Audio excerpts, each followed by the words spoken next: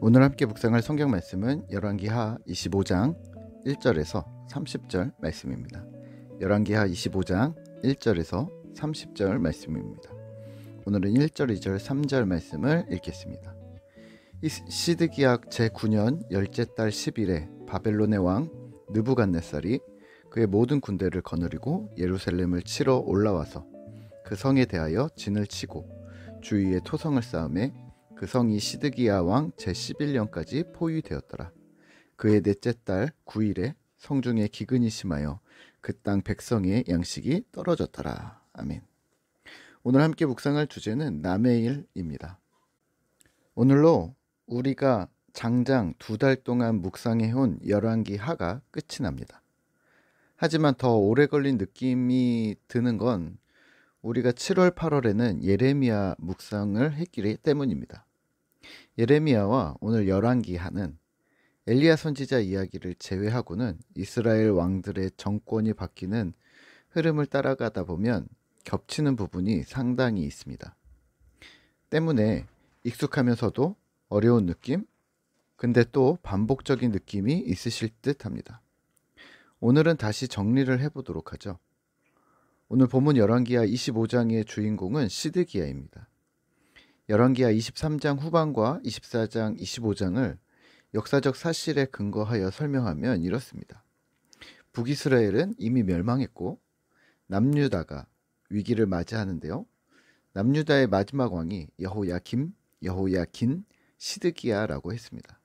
그리고 시드기야가 마지막 왕이었고 나라가 멸망한 것이죠. 오늘 본문에서는 시드기야가 죽고 나라가 멸망하는 부분입니다. 우선 이스라엘은 애굽과 아수르 사이에서 줄타기를 했습니다. 애굽을 이용해 아수르를 견제하고 또 아수르를 이용해서 북이스라엘과 애굽을 견제했는데요. 하지만 신흥 강대국 바벨론이 나타났습니다. 그리고 이 한방에 거대한 제국인 아수르를 바벨론이 멸망시켰습니다. 그리고 이스라엘은요, 애굽과 바벨론 사이에서 다시 또 줄타기를 합니다. 유다의 마지막 왕 시드기야는 결국 바벨론을 배반했고 여기서 애굽은 전혀 도움이 되지 않았습니다. 분노한 바벨론 느부갓네살 왕은 예루살렘을 침공했고요. 결국 함락합니다. 여호와의 성전은 처참히 유린당했고 모든 귀족들과 왕의 자녀들은 처참히 사형당하고 또 시드기야 왕은 고문을 당하고 바벨론으로 끌려가고 나라는 멸망합니다. 남겨진 이스라엘 땅은 가난한 자들에게 나눠주었고요. 그다리아라는 총리가 있었고요. 내전이 있어서 이 총리는 죽고 또 암살자들은 애굽으로 도망치고 그런 여러 스토리가 뒤이어지는데요. 예레미야 39장에서 52장까지의 내용과 동일합니다. 자, 그러면 예레미야는요, 이 시대의 남유다 땅에 있었습니다. 그리고 여호야긴 시대에 1차, 2차 바벨론 포로로 끌려갈 때 1차에는 다니엘과 세 친구들이 끌려갔고요. 2차에는 에스겔과 같은 제사장과 귀족들과 그리고 여호야긴 왕이 끌려갔고요. 그리고 여호야긴을 끌어가면서 그의 숙부인 시드기야를 왕으로 바벨론은 세웠습니다.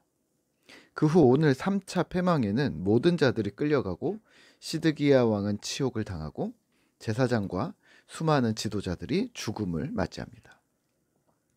1절 2절입니다.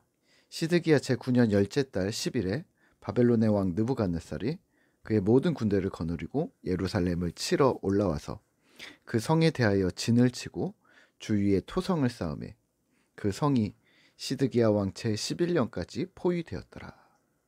5절과 6절입니다. 갈대아 군대가 그 왕을 뒤쫓아가서 여리고 평지에서 그를 따라잡음에 시드기야 왕이 잡힌 거죠. 왕의 모든 군대가 그를 떠나 흩어진지라. 6절입니다. 그들이 왕을 사로잡아 그를 림나에 있는 바벨론 왕에게로 끌고 가매 그들이 그를 신문하니라. 아멘. 8절 이후에 남은 자들이 유다 땅에 있었습니다. 하지만 가난한 자들이었고 무력했고 무지한 자들이었습니다. 예레미야가 호의적으로 평가하는 이 그달리아라는 총리도 무례한들이 죽였고요. 또 남은 유다 땅은 암담한 상황이었던 거죠. 예루살렘은 파괴되고 성전도 파괴되고 백성과 지도자들은 포로로 잡혀가 뿔뿔이 세계 곳곳으로 흩어지고 하나님의 백성이라 자처했던 자들에게 희망이 남아있지 않은 상황입니다. 오늘 본문을 기억하며 말씀을 기억하며 우리는 무엇을 기억해야 할까요? 남의 일입니다. 2000년 전 또 지구 반대편에서 벌어진 남의 일에 우리가 뭘 그렇게 신경 쓰느냐고 생각하는 분들이 있을 수 있습니다. 또 남의 역사를 굳이 배워야 하냐고, 우리가 달달 익혀야 하냐고 묻는 분들도 왕왕 있습니다. 자, 그러면 우리는 이 성경을 통해 이스라엘의 고대 역사를 배우고 익히는 이유가 무엇일까요? 하나님 백성의 발자취, 하나님 백성의 역사를 배운다고 생각하셔야 합니다. 이스라엘의 왕들은 백성들의 지도자, 한 나라의 대표자였지만 성경은 그들을 이렇게 말합니다. 그들 역시 하나님의 종이다. 이스라엘의 왕이었던 사울, 다윗, 솔로몬, 그 이후의 모든 왕들에게는 당연한 소명이 있었습니다. 그건 하나님이 이스라엘 나라의 왕이시고 세우신 왕들은 하나님의 종으로서 하나님의 뜻을 대행하는 제사장 나라의 대행자의 사명을 본래부터 지니고 있었던 것이죠. 그러기에 이스라엘의 왕이라는 직책은 나라의 대표자가 아니라 하나님이 다스리시는 국가의 일부라는 사실을 잊으면 안 되었던 것이죠. 오늘 우리는요, 이스라엘의 역사가 단순히 남의 일일까요? 성경의 역사가 단순히 남의 나라의 일, 나에게는 일어나지 않을 별나라 이야기 같은 것으로 본다면 매우 심각하게 착각하셨습니다. 하나님 백성, 선민이라고 자부하던 이스라엘의 역사가 남의 일이라고만 치부한다면 우리는 성경을 읽을 이유가 없을 수도 있습니다.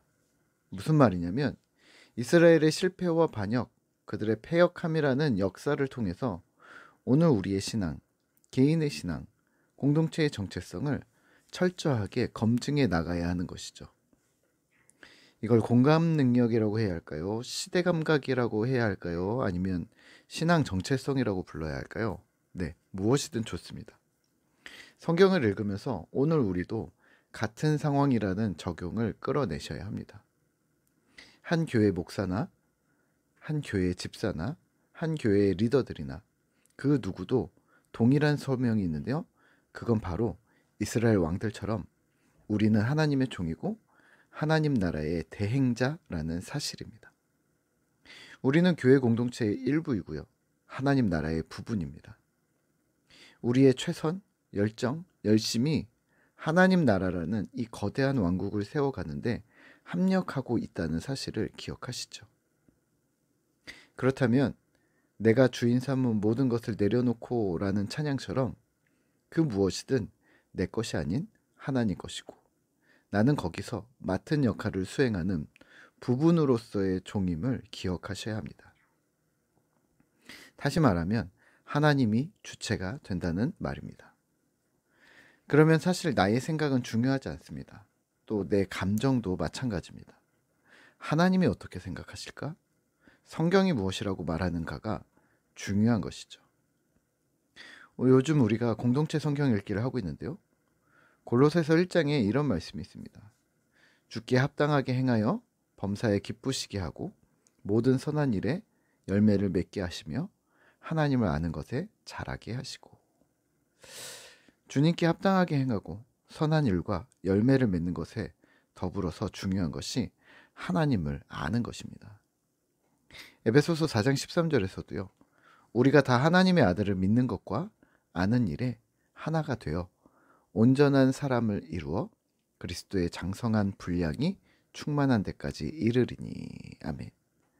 믿는 것과 아는 것에 하나가 되는 것.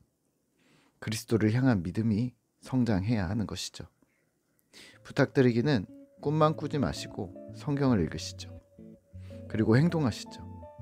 나만 생각하고 나만 바라보면서 왜 안 될까라고 생각하지 마시고 성경을 읽고 하나님이 얼마나 크신 분인지 하나님께서 어떻게 나를 리드해 나가실지를 기대하면서 한 걸음씩 내딛는 하루가 되셔야 합니다.